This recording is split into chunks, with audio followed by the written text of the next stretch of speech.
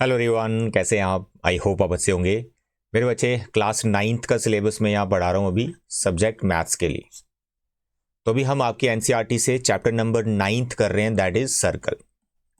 काफ़ी important chapter है ये, और फाइनल एग्जाम में इसकी वेटेज मिनिमम आप मान के चलो 6 to 7 मार्क्स की रहेगी, क्योंकि जो ज्योमेट्री वाला पार्ट है जिसमें 5 चैप्टर्स हैं, वो टोटल 27 मार्क्स के चैप्टर हैं। 27 मार्क्स के 5 चैप्टर्स हैं। Equilateral geometry, lines and angles, triangle 3 हो गए, और क्वाड्रिलेटरल सर्कल। तो ये 5 चैप्टर आपके 27 मार्क्स के हैं। तो सर्कल का वेटेज मिनिमम 6 to 7 मार्क्स तो रहेगा ही रहेगा, और इसमें से लॉन्ग आंसर टाइप क्वेश्चन भी आपको आ सकता है। ठीक है, तो circle is very important chapter. थोड़ा सा कंफ्यूज करता है स्टूडेंट्स को, बट मैं बहुत ही आराम से आपको पढ़ा रहा हूँ, धीरे धीरे डिटेल में सारे क्वेश्चन समझा रहा हूँ। बस आप मेरे साथ अपने जो है नोट्स बनाते जाओ। अभी इसके 2 ही लेक्चर्स हुए। फर्स्ट लेक्चर में मैंने आपको थ्योरम समझाई थी, जिसका प्रूफ सिलेबस में है, वो करवा दिया। उसके बाद एक्सरसाइज 9.1 ये भी मैंने कंप्लीट करवा दी है, और 9.2 से पहले एक एग्जाम्पल है, दैट इज़ वेरी इंपॉर्टेंट, वो भी कंप्लीट हो चुकी है। और 9.2 की जितनी भी थ्योरम्स हैं वो भी सब समझा दिए। तो आज हम 9.2 एक्सरसाइज को स्टार्ट करेंगे। मेरे बच्चे, 9.2 एक्सरसाइज में टोटल 6 क्वेश्चंस हैं। दे आर वेरी इंपॉर्टेंट, काफ़ी इंटरेस्टिंग है, बहुत कुछ सीखने को आपको मिलेगा इसमें। एंड इन 6 क्वेश्चंस में क्वेश्चन नंबर 1 और जो लास्ट के 2 क्वेश्चन है, यानी क्वेश्चन नंबर 5 एंड 6, थोड़े से लेंथी हैं लेकिन बहुत ईजी। मैं आपको ऐसे पढ़ाऊंगा, आपको अभी याद हो जाएंगे। अगर आप क्वेश्चन नंबर 1 को ध्यान से देखेंगे, थोड़ा लेंथी है, अभी याद हो जाएगा इसको कैसे करना है, और इसमें थोड़ी सी कंफ्यूजन भी है बच्चों को। और 5 और 6 ये थोड़े से लेंथी हैं, बट कैलकुलेशन वाइज बहुत ईजी है। ठीक है, तो ये 3 क्वेश्चंस हैं थोड़े से। बाकी question number 2, 3 and 4, these 3 questions are very easy, जो आज कंप्लीट हो जाएंगे। तो आज के लेक्चर में हम फर्स्ट 4 क्वेश्चन को कवर करने वाले हैं। ठीक है, फर्स्ट 4, 5 और 6 हम नेक्स्ट लेक्चर में करेंगे, क्योंकि अगर पूरी एक्सरसाइज एक साथ करवा दो तो काफ़ी लेंथी लेक्चर हो जाएगा। तो इसलिए फर्स्ट 4 क्वेश्चंस करो, इनको बार बार प्रैक्टिस करो, इनके नोट्स बना लो। जब ये परफेक्ट हो जाए फिर ही 5, 6 पे आना। ठीक है, 5, 6 वाला आपको नेक्स्ट लेक्चर जल्दी ही मिल जाएगा। तो kindly subscribe the channel and video को लाइक कर दिया कीजिए। सिलेबस वगैरह सब मैं यहाँ डिस्कस कर चुका हूँ, क्या सिलेबस में क्या नहीं है। उसके बाद थ्योरम्स, एक्सरसाइज के क्वेश्चंस करवा चुका हूँ। फिर हमारी थ्योरम स्टार्ट हो गई थी। फिर उसके बाद हमने एग्जाम्पल 1 की, एक्सरसाइज 9.2 की। तो आज हम एक्सरसाइज 9.2 पे आ गए। क्वेश्चन नंबर 1, इसमें एक छोटी सी कंफ्यूजन होती है। इसका आंसर एक लाइन का भी है और इसका आंसर लेंथी भी है, जैसे मैं करवाने वाला हूँ। एक लाइन का ये तभी है अगर ये डायमेंशंस यही हों, 5 सेंटीमीटर, 3 सेंटीमीटर एंड 4 सेंटीमीटर। अगर यही रेडियस, यही लेंथ दे रखी है, दोनों रेडियस सर्कल यही हो, डिस्टेंस बिटवीन सेंटर यही हो, तो ये एक लाइन में भी निपट जाता है।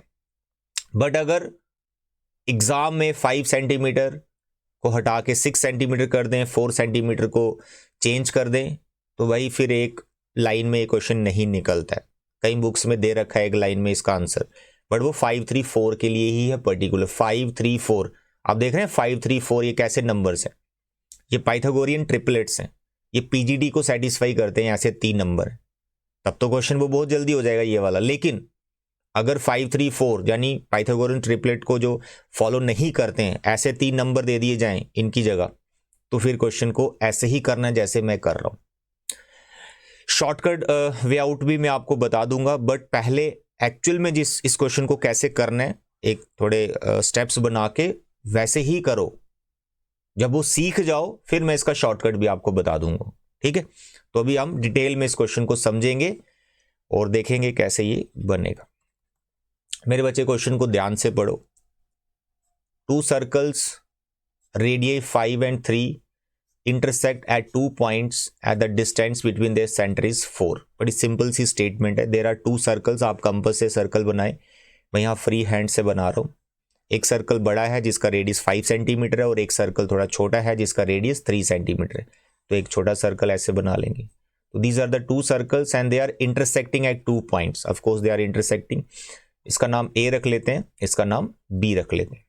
अब इनका सेंटर है, इसका सेंटर में ओ रख लेता हूं। और अब दूसरी सर्कल का जो सेंटर है ना, उसी में खास बात है। इसका जो सेंटर होगा ना, वो जो ए बी कॉर्ड जिसकी आपको लेंथ फाइंड करनी है, सेंटर उस पे आएगा। बट हम अभी मान के चल रहे हैं कि उस पे सेंटर नहीं है, ऐसा मान सकते हैं आप, क्योंकि अगर ये डायमेंशन चेंज कर दी जाएंगे तो सेंटर फिर उस कॉर्ड पे नहीं आएगा। तो हम मान के चलते हैं इसका सेंटर ये रहा ओ डैश। कॉर्ड पे नहीं ले रहा हूं मैं, इन जनरल ये क्वेश्चन करवा रहा हूं, कॉर्ड पे मैं सेंटर को नहीं रख रहा हूं। वैसे अगर आप एक्चुअल डायग्राम बनाएंगे 5 सेंटीमीटर 3 सेंटीमीटर 4 सेंटीमीटर का ये लेकर, तो ओ डैश जो है ना वो यहां पे आ जाएगा, ए बी कॉर्ड पे आएगा। लेकिन इन जनरल करना है तो आप सेंटर थोड़ा सा इधर रख सकते हो, कोई प्रॉब्लम नहीं है, करने का पैटर्न आपका सेम ही रहेगा। मेरे बच्चे, इसका रेडियस 5, तो ये 5 सेंटीमीटर का लेंथ है। ओ बी को ज्वाइन करूं तो ये भी 5 सेंटीमीटर है। ए ओ डैश को ज्वाइन करूं तो ये रेडियस 3 सेंटीमीटर है। बी ओ डैश को ज्वाइन करूं तो ये रेडियस 3 सेंटीमीटर। देखो कुछ भी नहीं किया मैंने, 2 सर्कल बनाई, 2 पॉइंट पे वो इंटरसेक्ट कर रही हैं, इनके रेडियस बना दिए मैंने दोनों सर्कल्स के, और कुछ खास नहीं। कॉर्ड जो ए बी है जिसकी आपको लेंथ फाइंड करनी है, ये जो लेंथ फाइंड करनी है ए बी। अब इसमें आपको क्या करना है, इन दोनों के सेंटर को ज्वाइन कर देना है, जो कि ऑफ कोर्स वो गिवन भी है, 4 सेंटीमीटर की लेंथ है, तो इसको हम ज्वाइन कर देंगे। अब शॉर्टकट पता है इसका कैसे बनता है, थोड़ा आइडिया दे दूं। यहां पे जो इंटरसेक्टिंग पॉइंट आया ना ओ ओ डैश, ये वाला लाइन सेगमेंट, और ए बी कॉर्ड जिसको आपने फाइंड करना है, इन दोनों का जो इंटरसेक्टिंग पॉइंट है बेसिकली वो ओ डैश ही है। उस वजह से एक शॉर्टकट तरीका निकल आता है। बट अभी मान के चल रहे हैं कि ऐसा कोई शॉर्टकट हमें नहीं पता है, हम इसको डिटेल में करेंगे एक्चुअल में क्वेश्चन कैसे किया जाता है। तो अभी मैं इंटरसेक्टिंग पॉइंट यहां पे ई रख लेता हूं, ठीक। अब पहला इसका स्टेप आपका यही रहेगा, इस ई पॉइंट को 90 डिग्री का प्रूव करना है। तो क्वेश्चन हो गया ये। अब कई बार देखा गया है बहुत से बच्चे या बुक्स में भी ई को डायरेक्टली 90 डिग्री का लिया हुआ है। वो इसलिए लिया हुआ है इन डायमेंशंस की वजह से। फिर बता रहा हूं, ये नंबर चेंज कर दूं तो ई 90 का आपको प्रूव करना पड़ेगा, आप डायरेक्ट नहीं ले सकते। तो मैं यहां एक्चुअली में प्रूव करके ही बता रहा हूं आपको, ठीक है बच्चे। चलिए, ऑफ कोर्स आप गिवन लिख लेंगे, 2 circles with radii 5 and 3 centimetre respectively, and the distance between their centre is 4 centimetre. ये सब गिवन में आपने लिख लेना है। और यहाँ पे 2 फाइंड आएगा, ए बी का लेंथ फाइंड करना है। और कंस्ट्रक्शन कुछ खास इसमें नहीं है। प्रूफ में, सोल्यूशन में आप लिख सकते हैं E is the point of intersection, ये हाईलाइट कर दें पहले ही। P is the point of intersection of O O dash and A B. अब ये स्टेप्स को याद रखें जैसे मैं करने वाला हूं, ई को 90 का प्रूव। तीन स्टेप्स में क्वेश्चन निपट जाएगा। सबसे पहले यहां पे 2 ट्राइंगल्स को आपको कॉन्ग्रेंट करना है, पहला स्टेप। दूसरा स्टेप भी ऐसा ही है, 2 ट्राइंगल्स को कॉन्ग्रेंट करना है। 2 स्टेप हो गए। तीसरे स्टेप में आपका क्वेश्चन बन जाएगा ये याद रखें, फर्स्ट क्वेश्चन में ट्राइंगल्स को कॉन्ग्रेंट करना है, 2 केस बनेंगे। देखो इधर ध्यान से देखो, I am taking 2 triangles A O O dash. कौन सी ली देख सकते हो, ये वाली ट्राइंगल, ये बड़ी वाली triangle A O O dash. और इसी तरह से इसके बिल्कुल अपोजिट देखो, triangle B O O dash. इनको कॉन्ग्रेंट करने के लिए कोई एक्स्ट्रा वर्क आपको नहीं करना है, सब कुछ गिवन नहीं है। जो इक्वल इक्वल लेते हैं हम, क्राइटेरिया लगाते हैं, वो सब कुछ गिवन नहीं है। बस आप ध्यान रखो ट्राइंगल कौन सी ले रहा हूं। इसमें देखो A O is equal to O B, why radii of same circle है ना, दोनों 5 सेंटीमीटर की radii of same circle.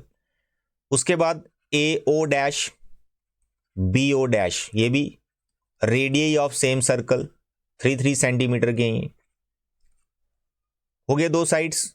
Third side इसमें कॉमन है, O O dash O O dash O dash, it is what common. तो भाई triple S से triangles congruent हो गई। This is the first step, इससे कुछ मिलेगा, फिर नेक्स्ट जो ट्राइंगल्स हैं वो भी कॉन्ग्रेंट हो जाएंगी। Now you can right therefore by S S S congruence rule, triangle AOO dash and triangle BOO dash, these 2 triangles are congruent. Since these are congruent, तो you can write angle 1 equal to angle 2। अब diagram में 1 2 लिखना भूलना मत मेरे बच्चे। ये रहा एंगल 1 और ये रहा एंगल 2। इन एंगल्स को इक्वल कर दिया। अब इन एंगल्स को इक्वल करने का मकसद क्या है?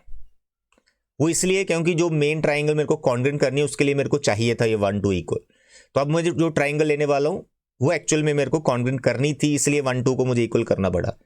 AEO BEO, अब ये दो ट्राइंगल्स कॉन्ग्रुएंट करनी है जिससे मेरे को ये वाला एंगल और ये वाला एंगल इक्वल मिलेगा बाय CPCD।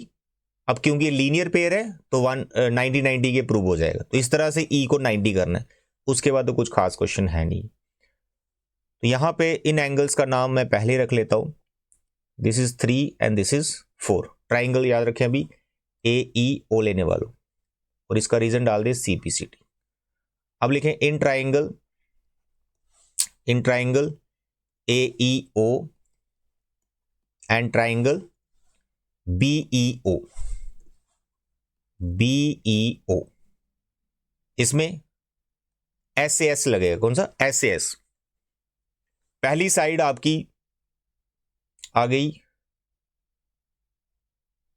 OE, ठीक है, OE is equal to OE, इसको कॉमन रखो। और बताओ कौन सी दूसरी साइड आ रही है? AO is equal to BO, AO is equal to BO। Why? Again radius of same circle, radius of same circle और इनके बीच का angle 1 equal to 2 proved above, ठीक है। इसलिए 1 2 को इक्वल किया। ये ट्राइंगल्स मुझे एक्चुअली कॉन्ग्रुएंट करनी थी। Therefore triangle AEO is congruent to triangle BEO. Since these two triangles are congruent, so I can write now 3 equal to 4. Reason? CPCD. But these angles are linear pair. Angle 3, angle 4 equal to 180 degree. Why? Linear pair angles. इसलिए ये दोनों 90 degree के होंगे। अब क्योंकि ये 90 degree के हैं तो इसलिए भाई ये वाली जो कॉर्ड AB है ये बाइसेक्ट हो रही है OE के द्वारा, तो AE EB दोनों इक्वल हो गए। तो अब आप लिख सकते हैं therefore OE is perpendicular to AB, therefore AE is equal to EB। Why AE is equal to EB? ये ना प्रीवियस लेक्चर्स में theorem, perpendicular from centre of a circle, from centre bisects the chord, ठीक है। Reason भी डाल दिया। Perpendicular पहले उसको प्रूव किया हमने, डायरेक्ट नहीं लिया मैंने ये 90 डिग्री का, ठीक है।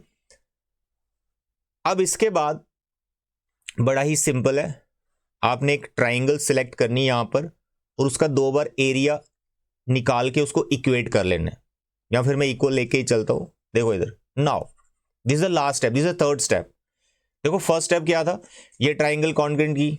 सेकंड स्टेप क्या था? ये ट्राइंगल्स कॉन्ग्रुएंट की। तो उससे मुझे 90 हो गया प्रूफ, 2 स्टेप में 90 तक पहुंच गई। अब थर्ड स्टेप में हमने क्या करना है? एक ट्राइंगल सिलेक्ट करनी है और उसका 2 बार एरिया फाइंड करना है बाय हीरोन फॉर्मूला, और एक क्लास 6 का फॉर्मूला लगाना है 1/2 बेस इनटू हाइट। तो ट्राइंगल कौन सी लेनी है? OA O', ये ऊपर वाला ट्राइंगल या फिर ये नीचे वाला ट्राइंगल, जिनको कॉन्ग्रुएंट किया ना पहले, उसमें से कोई एक ट्राइंगल आप ले लो। OA O', ये ट्राइंगल ले रहा हूं। Now area of triangle AO basic formula क्या है? 1/2 बेस इनटू हाइट। अब इसका बेस क्या है? OO', इसकी हाइट क्या है? AE, 1/2 base into height. Height क्योंकि AE परपेंडिकुलर ना, अभी भी प्रूव किया 90 डिग्री पे AE पे, तो AE परपेंडिकुलर हो गया, O' पूरा बेस बन गया, बेस ऊपर परपेंडिकुलर आ रहा है। तो OO' की लेंथ पता है 4 सेंटीमीटर इट इज गिवन, तो इट इज AE। ये दोनों कैंसिल हो गए। तो इस ट्राइंगल का जो एरिया है AO' का, वो मैंने निकाल दिया 2 टाइम AE, सेंटीमीटर स्क्वायर लिख सकते हो, ठीक। अब इस ट्राइंगल का एरिया फिर से निकालना है बाय हीरोन फॉर्मूला। तो हीरोन फॉर्मूले के लिए सेमी पेरीमीटर चाहिए, semi perimeter of this triangle AO', जिसको आप ऐसे से डिनोट करते हो। तो सेमी पेरीमीटर क्या होता है? ऑल साइड्स का सम डिवाइड बाय 2। अब साइड्स हैं, एक इसकी 5 है, एक इसकी 3 है और एक इसकी O डैश 5 3 4, 5 3 एंड 4, 2 से डिवाइड करना है, 5 और 3 8, 8 एंड 4 12, 12/2 6 सेंटीमीटर ऐसा आ गया। अब एरिया भी आ जाएगा, area of triangle AOO dash, Heer own formula that you know, S minus A, S minus B, S minus C। तो यहां पर यह S आ गया, फिर आ गया S minus A first value 5, S minus B दूसरी वैल्यू 4 ले लेते हैं और तीसरी वैल्यू 3 ले लेते हैं। सिंप्लीफाई करें, देखो क्या मिला आपको, area of triangle AOO dash, square root के अंदर 6 में से 5 गया 1, 6 में से 4 गया 2, 6 में से 3 3, 2 3 6 36 का स्क्वायर रूट 6। उस ट्राइंगल का एरिया एक्चुअली 6 सेंटीमीटर स्क्वायर है और एरिया हम ऑलरेडी निकाल चुके हैं, जो कि निकाला था ट्वाइस ऑफ AE, तो वो 6 के इक्वल आ गया। तो AE की वैल्यू हमारी 3 सेंटीमीटर आ गई। अब जो कॉर्ड AB है वो ट्वाइस है AE का, क्योंकि परपेंडिकुलर बाइसेक्ट करता है कॉर्ड को। तो ट्वाइस ऑफ AE हमने 3 निकाला, तो AB का लेंथ हमारा 6 सेंटीमीटर होगा। एक्चुअली क्वेश्चन को इस तरह से करना है, कोई शॉर्टकट मत लगाओ, इसी तरह से करो, या आपको लॉन्ग आंसर में आ सकता है, मे बी 3 मार्क्स में भी आ जाए, कोई बड़ी बात नहीं। This question is very important, इसी तरह से करना एग्जाम में, ठीक है। शॉर्टकट भी बताऊंगा जब मैं रिवीजन कराऊंगा आपको। Now the question number 2। First question की 2-3 बार आपको प्रैक्टिस करनी पड़ेगी, याद हो जाएगा क्वेश्चन, ऑफ कोर्स समझ तो आ ही गया होगा अच्छे से। Question number 2, if 2 equal chords of a circle intersect with in the circle, एक सर्कल है, वहां पे 2 इक्वल कॉर्ड्स हैं जो आपस में इंटरसेक्ट हो रही हैं सर्कल के अंदर ही। Prove that segments of one chord are equal to the corresponding segments of other chord. उनकी जो सेगमेंट्स बने, कॉर्ड्स जब इंटरसेक्ट हुई ना, उनके पार्ट्स बन गए, सेगमेंट्स बन गए, वो सेगमेंट्स आपस में इक्वल हैं, ये आपको प्रूव करना है। कॉरस्पॉन्डिंग सेगमेंट्स डायग्राम में बताता हूं। ये सर्कल जो आप कंपास से बनाएंगे, और ये इसका सेंटर ले लेते हैं, ये इसकी एक कॉर्ड आ गई और ये इसकी दूसरी कॉर्ड आ गई। ये दोनों कॉर्ड्स इक्वल हैं, ये AB और इसको रख लेते हैं CD। देखो AB कॉर्ड और CD कॉर्ड जो कि इक्वल हैं, ये दोनों E पॉइंट पे मानो इंटरसेक्ट हो रही हैं। तो यहां 4 सेगमेंट्स बनी, AE EC, AE और CE जो कॉर्ड्स हैं, जो सेगमेंट्स हैं कॉर्ड्स की, ये कॉरस्पॉन्डिंग, ठीक है, इन्हीं को कॉरस्पॉन्डिंग कहा। DE के कॉरस्पॉन्डिंग सेगमेंट कौन सी आएगी, EB आएगी। तो आपने इनको इक्वल करना है, AE को EC के इक्वल करना है। Given you can write 2 equal chords, पहले लिखें a circle with centre O and chord AB is equal to chord CD, both are intersecting at point E, ये लिख लेना। To prove, what is to prove, AE segment is equal to CE segment, DE segment is equal to BE segment. ये करना आपको, बहुत simple proof है इसका। Second, third and fourth, these 3 questions are very simple. Construction करनी पड़ेगी इन questions में आपको। कंस्ट्रक्शन क्या है, ये जो सेंटर है ना, यहां से परपेंडिकुलर बनाना आपको इन इक्वल कॉर्ड्स के ऊपर, ये कंस्ट्रक्शन है। इसका नाम M रख लो, इसका नाम N रख लो, ठीक। तो क्या है कंस्ट्रक्शन, ड्रॉ OM AB पे परपेंडिकुलर और ON CD पे परपेंडिकुलर। ये कंस्ट्रक्शन ध्यान में रखना, क्वेश्चन नंबर 2 में भी है, 3 में भी है और 4th में भी है। कंस्ट्रक्शन करनी है आपको, 4th में तो एक ही परपेंडिकुलर बनाना होगा आपको। जैसे आपने कंस्ट्रक्शन की तो यहां पे 2 ट्राइंगल्स बनेंगी, उसके लिए आपको सेंटर को E से ज्वाइन करना पड़ेगा, तो ज्वाइन OE, ये भी कंस्ट्रक्शन। अब यहां 2 ट्राइंगल्स आपको दिख रही हैं 1 एंड 2, इन दोनों ट्राइंगल्स को कॉन्ग्रेंट कर दो, OEM को OEN को, इनको कॉन्ग्रेंट कर दो। जब ये कॉन्ग्रेंट हो जाएंगी तो जो भी आपने यहां पे प्रूव करना है वो सेगमेंट्स भी इक्वल हो जाएंगे। तो पहले हमें इनको कॉन्ग्रेंट करना पड़ेगा। अब कौन से क्राइटेरिया से होंगी, RHS से होंगी। क्यों, क्योंकि एक एंगल 90 डिग्री का और 90 के अपोजिट जो OE है वो इन ट्राइंगल का हाइपोटेन्यूज है, वो कॉमन में आ जाएगा। और ON और OM जो आपने दो परपेंडिकुलर बनाए, इनकी लेंथ भी इक्वल है। क्यों? अभी थ्योरम्स की थी ना लास्ट लेक्चर में, जो हमारी इक्वल कॉर्ड्स होती हैं वो सेंटर से इक्वल डिस्टेंस पर होती हैं। The chords which are equal they are at equal distance from the centre, हमने थ्योरम कर रखा है, तो उससे हमारा OM और ON भी इक्वल हो जाएगा। तो देखें यहां पर पहले इन ट्राइंगल्स को हम कॉन्ग्रुएंट करेंगे। मेरे बच्चे write down in triangle OEM and triangle OEN, ले ली दोनों ट्राइंगल्स। सबसे पहले लिखें angle OME is equal to angle ONE, each 90 degree by construction. Then you can write OE is equal to OE common, and then you can write जो perpendicular बनाए OM is equal to ON। इसका reason आपको क्या देना है? equal chords are at equidistant from center, ठीक है, of a circle. therefore by RHS congruence rule triangle OEM is congruent to triangle OEN।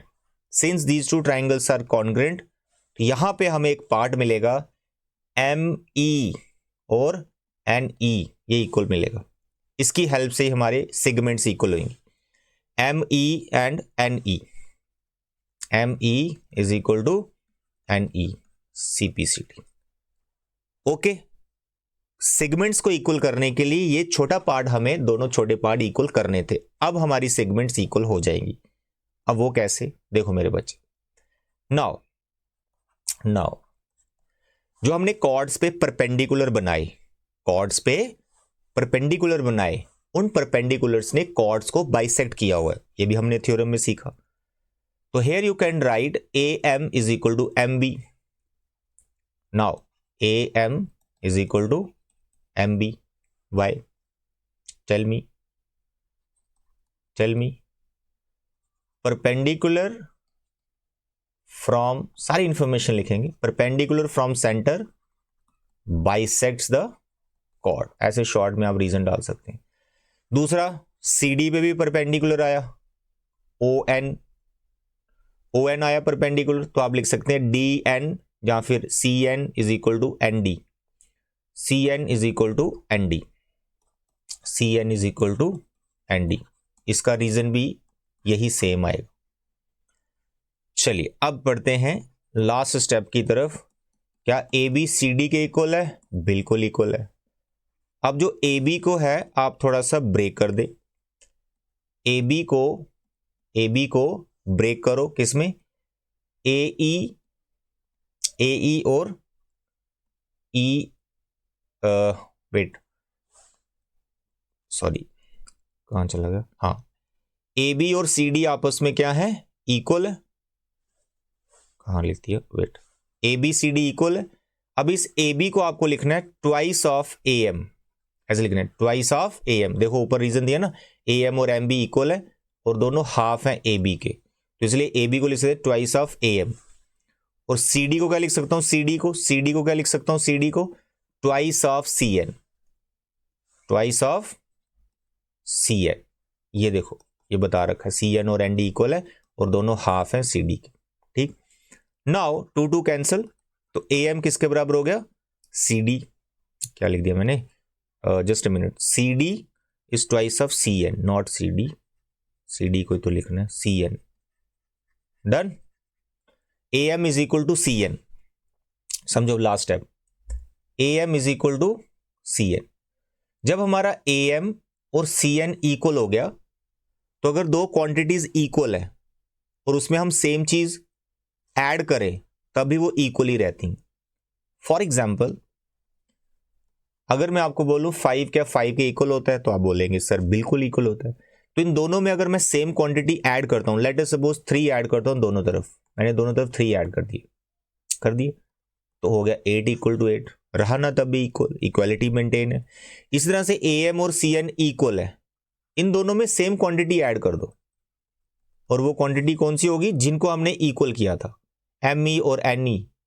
देखो AM और CN इक्वल है तो उसमें मैं ME ऐड कर रहा हूं और EN ऐड कर रहा हूं दूसरी तरफ, और जबकि ये दोनों इक्वल, या फिर ऐसे लिख लेता हूं, ऐसे लिखता हूं ME ऐड करता हूं दोनों तरफ, ME, और CN में भी ME ऐड करता हूं। रीजन लिख सकते हैं, if two quantities are equal and if we add same quantity to both side then equality maintain. Reason लिखने की जरूरत नहीं है, बस आप ऐसे लिख दें ME add ME to both side, बस ऐसे लिख दें, कोई उसमें रीजन डालने की जरूरत नहीं, रहने दो। अब मुझे बताओ AM और ME क्या बना, डायग्राम में देखो, AM और ME, AM और ME क्या बना, AE बन गया, AE, ठीक है, तो इसको लिखो AE। CN और ME कुछ नहीं बना, इसलिए पहले आपको ME को NE लिखना पड़ेगा, ME को NE लिखो, क्यों, क्योंकि दोनों इक्वल है ना, ये ME is equal to NE equal है, ऑलरेडी प्रूव है CPCT से, इसी को तो प्रूव किया था। अब बताओ CN और NE का सम कितना है, तो आप बोलेंगे CE। लो भाई, फर्स्ट पार्ट आपका प्रूव हो गया। काफी डिटेल में मैंने बता दिया, शॉर्टकट भी आप इसका थोड़ा देख सकते हैं, डायरेक्ट भी हो जाता है, बट पूरा डिटेल में मैं आपको बता रहा हूं, दो पार्ट्स इक्वल हैं, कैसे ऐड किया, कैसे बनता है, तो AE CE के इक्वल हो चुका है, यानी ये वाला जो सेगमेंट है AE पूरा, ये पूरा सेगमेंट इसके इक्वल हो चुका है। इसी तरह से आपका DE और EB भी इक्वल हो जाएगा। सर वो कैसे, देखो इधर, नाउ अब DE की तरफ आते हैं, हम लेंगे यहां पे DN is equal to DN is equal to BM। Sir वो कैसे, अरे देखो ना, AB किसके इक्वल है, CD के इक्वल है, कॉर्ड्स इक्वल है, AB किसकी डबल है, उसका जो हाफ है, तो पहले मैंने लिया था AM, अब दूसरा वाला पार्ट ले लेना है, दूसरा वाला पार्ट लेना है, पहले मैंने AM लिया था, अब आपको BM लेना है, इसको लिखना है ट्वाइस ऑफ BM। CD को पहले क्या लिया था, CD को पहले मैं लिया था ट्वाइस ऑफ CN, अब CD को आपको लिखना है ट्वाइस ऑफ DN, बस इतनी सी कहानी है, ट्वाइस ऑफ DN, 2 कट गया, ये हो गया BM, ये हो गया DN। तो जब हम सेम क्वांटिटी ऐड कर सकते हैं तो सब्ट्रैक्ट भी कर सकते हैं एक इक्वालिटी में, सब्ट्रैक्शन से भी इक्वालिटी मेंटेन रहती। अब BM में से आपको क्या माइनस करना है, वो माइनस करना है जिससे वो सेगमेंट बन जाए जो प्रूव करना है। तो यहां BM में से मैं क्या माइनस करने वाला हूं, इस BM में से मैं माइनस करने वाला हूं ME, और DN में से भी मैं क्या माइनस करने वाला हूं, ME, that we can do. अब BM और ME की सब्ट्रैक्शन देख लो डायग्राम में, BM और ME, ये हमारा आ गया BM और ये आ गया ME। सर इसको माइनस कर देंगे तो EB बन रहा है, यानी BE बन रहा है, वही हमें सेगमेंट चाहिए BE। लेकिन सर DN में से ME को माइनस करते तो कुछ नहीं बनता, बनेगा ना, पहले ME को रिप्लेस करना पड़ेगा।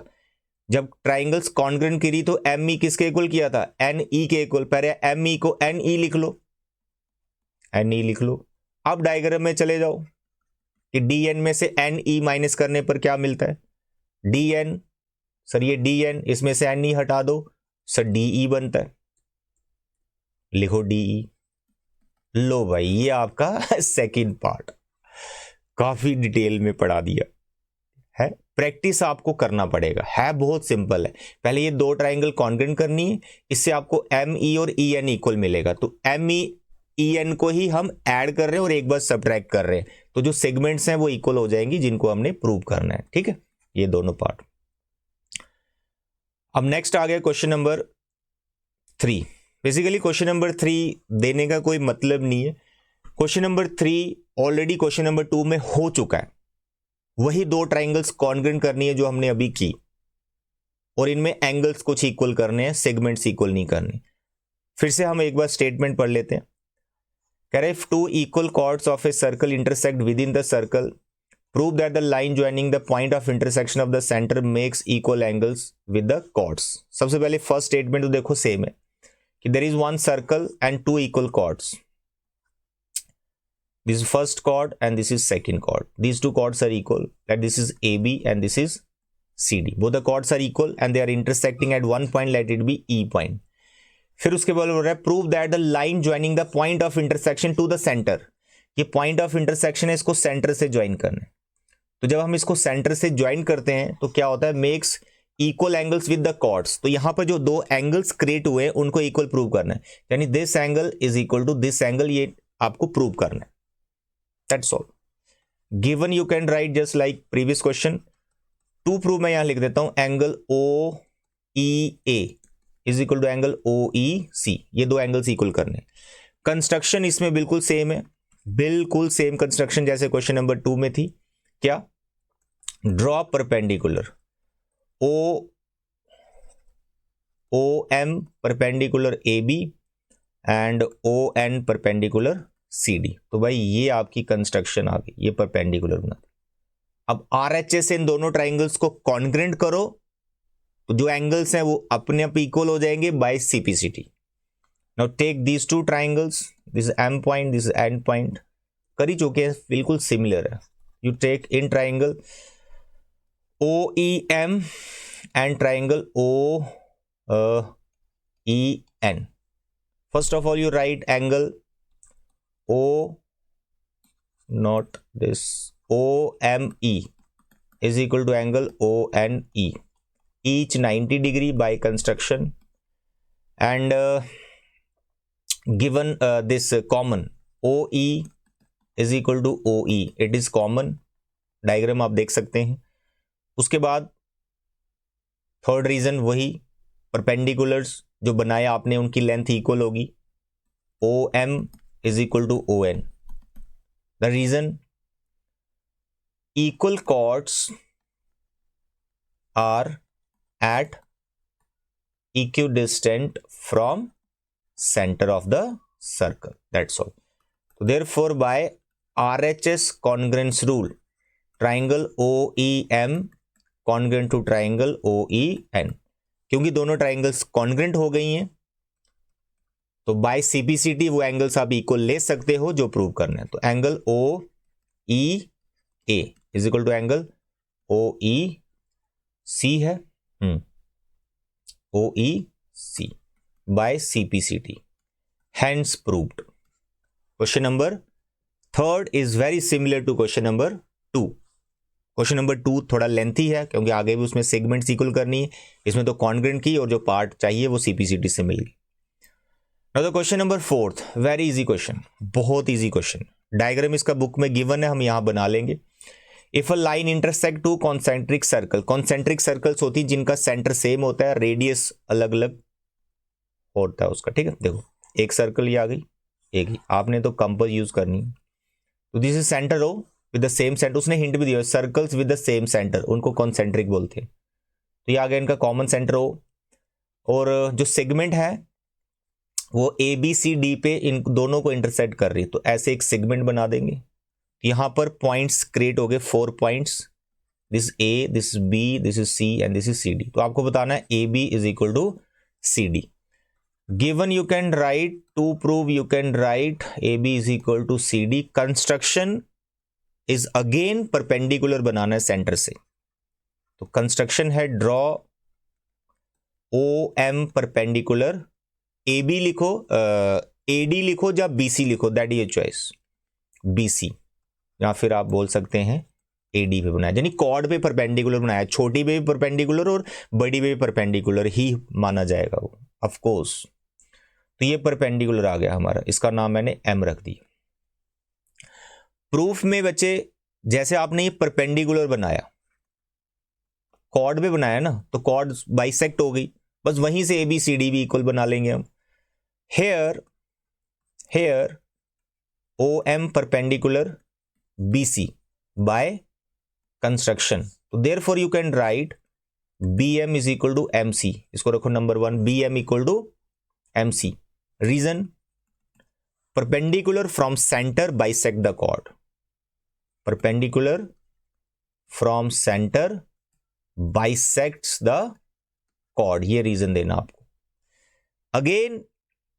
Again OM is also perpendicular to what? AD, AD chord है बड़ी सर्कल के लिए, तो therefore again this perpendicular bisect this बड़ा वाला chord, you can write AM is equal to MD number 2। तो भाई ये दो इक्वल जो हमने अभी कर दिए, इन्हीं से हमारा ABCD इक्वल बनेगा। मेरे प्यारे बच्चे, मेरे प्यारे बच्चे, अभी अभी आपने जो लिखा AM is equal to MD, अभी अभी लिखा आपने AM is equal to MD, इसमें से सेम चीज आप माइनस करो, BM माइनस करो, AM में से BM हम माइनस करेंगे। सेम चीज हम माइनस कर सकते हैं कभी भी, इक्वालिटी में कोई प्रॉब्लम नहीं। कर दिए माइनस। डायग्राम में देखो AM में से BM माइनस करके क्या मिलता है, AM में से BM माइनस करना है तो आपको AB मिल रहा है, इसको तो मैं AB लिख लूंगा। लेकिन MD और BM में से कुछ नहीं मिल रहा है, तो पहले ऐसा करेंगे, BM को तुमको चेंज करना पड़ेगा। BM को पहले MC लिखना है, BM को MC लिखना है, जो कि लिख सकते हैं, वो तो ऑलरेडी प्रूव है कि BM और MC इक्वल है, तो BM की जगह MC लिख लिया। अब आप डायग्राम में देखो MD और MC माइनस होके क्या दे रहे हैं, MD और MC माइनस होके क्या दे रहे हैं, CD दे रहे, हैंस प्रूव्ड। इतना छोटा सा क्वेश्चन है ये, दैट्स ऑल। तो मेरे बच्चे ये थे आज के फर्स्ट 4 क्वेश्चन। नेक्स्ट आपका क्वेश्चन 5 और 6 दोनों क्वेश्चन काफी इंपॉर्टेंट है, लॉन्ग आंसर में आ सकते हैं, तो नेक्स्ट लेक्चर में इनको हम कवर करेंगे। तो आज के लिए इतना बच्चे, thank you, bye bye and take care.